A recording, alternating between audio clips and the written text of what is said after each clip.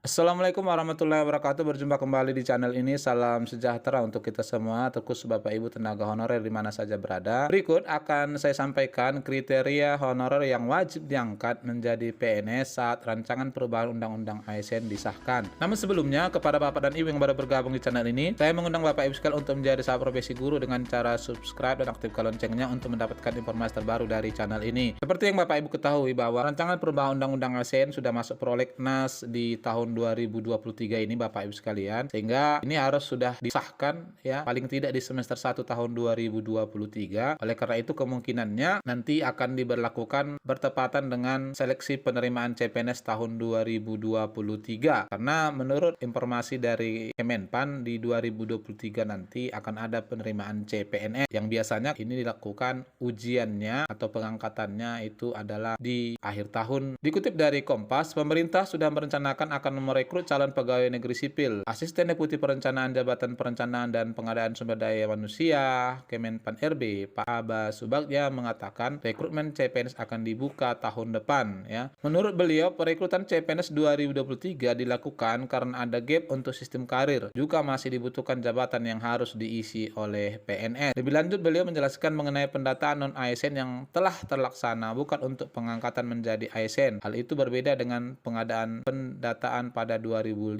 yang dilakukan untuk pengangkatan menjadi ASN. Ya, jadi kalau Bapak Ibu pahami, memang selalu disampaikan oleh Kemenpan pendataan di tahun 2022 ini bukan untuk pengangkatan menjadi ASN, namun adalah untuk memetakan. Nah, dari sini nanti kemudian pemerintah melihat bagaimana proyeksi pemenuhan dari ASN di semua instansi. Itulah sebabnya disampaikan tidak otomatis diangkat menjadi ASN. Disebutkan kalau tahun 2005 pendataan itu konteksnya untuk pengangkatan jadi PNS. Kalau sekarang konteksnya untuk mengetahui jumlah dan potensinya. Nah, terkait ini Bapak Ibu sekalian ya, di dalam naskah akademi yang merupakan dasar dari perubahan Undang-Undang ASN yang merupakan juga kajian ilmiah sudah disampaikan oleh DPR saran-saran, disebutkan ini sarannya dalam upaya memberikan keadilan dan kepastian hukum bagi P3K dan tenaga honorer, pegawai tidak tetap, pegawai non-PNS dan tenaga kontrak yang selama ini telah mengabdi kepada pemerintah, diharapkan penyusunan dan pembahasan RUU tentang perubahan Undang-Undang ASN sebagaimana yang telah dikaji dalam naskah akademi ini dapat segera dilaksanakan antara pemerintah dan DPR. Selain karena alasan telah menjadi prolegnas prioritas, juga telah memiliki naskah akademik dan rancangan undang-undang perubahannya. Oleh karena itu, bila 2023 ini sudah diberlakukan, maka di akhir tahun 2023 itu ya sudah memasuki waktu 6 bulan sesuai ketentuannya sudah harus dilaksanakan pengangkatan untuk kategori-kategori yang akan kita bahas ini. Hal mana di pasal 131A RPP Undang-Undang ASN disebutkan bahwa tenaga honorer, pegawai tidak tetap, pegawai tetap non-PNS dan tenaga kontrak yang bekerja terus-menerus dan diangkat berdasarkan surat keputusan yang dikeluarkan sampai dengan tanggal 15 Januari 2014 wajib diangkat menjadi PNS secara langsung dengan memperhatikan batasan usia pensiun sebagaimana dimaksud dalam pasal 90. Di pasal 90 itu JA itu Bapak Ibu sekalian 58 tahun, kemudian JF itu adalah 60 tahun. Muncul pertanyaan dari sini Bapak Ibu sekalian, kenapa tenaga honor hanya sampai 15 Januari 2014 yang akan diangkat langsung menjadi PNS atau diwajibkan oleh undang-undang. Nah, ini berkaitan dengan tanggal penerbitan Undang-Undang ASN. Seyogianya ada peralihan di sana bahwa honorer yang masih mengabdi hingga 15 Januari 2014 itu dinyatakan peralihannya apakah diangkat menjadi PNS atau menjadi P3K. Sehingga saat undang-undang ini ditetapkan, status tenaga honorer hingga 15 Januari 2014 tidak dinyatakan oleh undang-undang. Jadi itu kemudian menjadi dasarnya sehingga dibuat yang masuk kategori adalah hingga 15 Januari 2014 dan ditetapkan bahwa peraturan pelaksanaan undang-undang ini sudah harus terbit sejak 6 bulan diundangkan. Kalau proyeksi prolegnas 2022-2023 ini Bapak Ibu sekalian, maka paling lama ini sudah harus diundangkan di semester 1 ya, tepatnya di akhir Juni. Itu sesuai dengan agenda prolegnas. Lalu di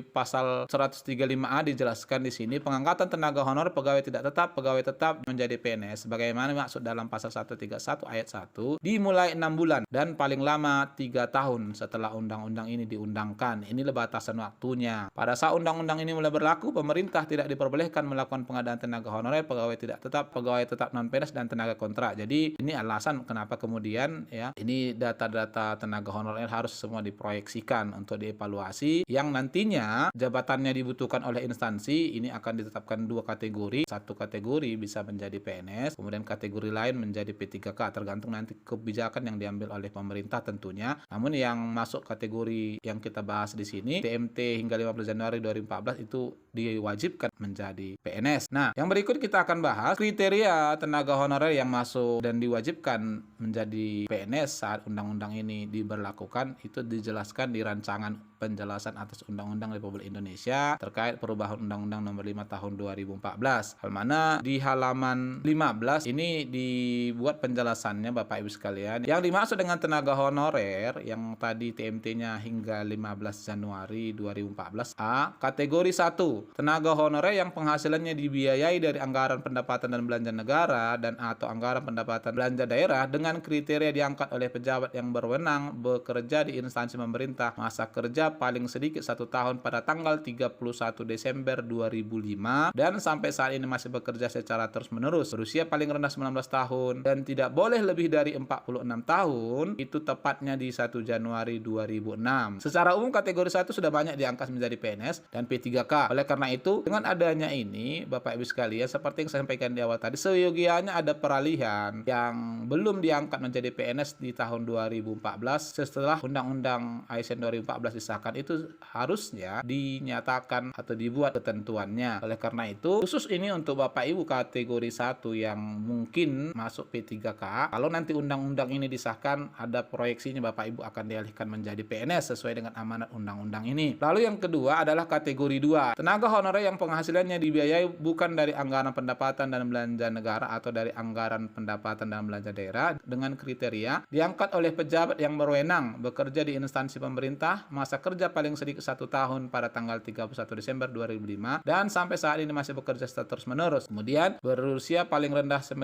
tahun dan tidak boleh lebih dari 46 tahun pada tanggal 1 Januari 2006. Untuk kategori 2 ini ya khusus untuk Bapak Ibu yang gajinya tidak dari negara atau pemerintah. Nah, inilah 2 kategori khusus ini yang mulai bekerja di bawah 2005. Lalu yang ketiga ini kategorinya adalah dimaksud dengan pegawai tidak tetap adalah pegawai dengan keahlian tertentu yang diangkat berdasarkan perjanjian kerja dalam waktu tertentu secara terus-menerus untuk melaksanakan kebijakan publik dan pelayanan publik. Khusus untuk ini ya, yang diwajibkan diangkat adalah hingga TMT 15 Januari 2014. Lalu yang berikut ini yang keempat adalah pegawai tetap non PNS adalah pegawai yang diangkat sebagai pegawai tetap pada instansi pemerintah, perguruan tinggi negeri dan lembaga negara berdasarkan SK pengangkatan dari pejabat pembina kepegawaian lembaga tersebut secara terus-menerus. Yang kelima ini adalah yang dimaksud dengan tenaga kontrak adalah pegawai yang bekerja pada instansi pemerintah, perguruan tinggi negeri dan lembaga-lembaga negara dalam jangka waktu tertentu paling sedikit 10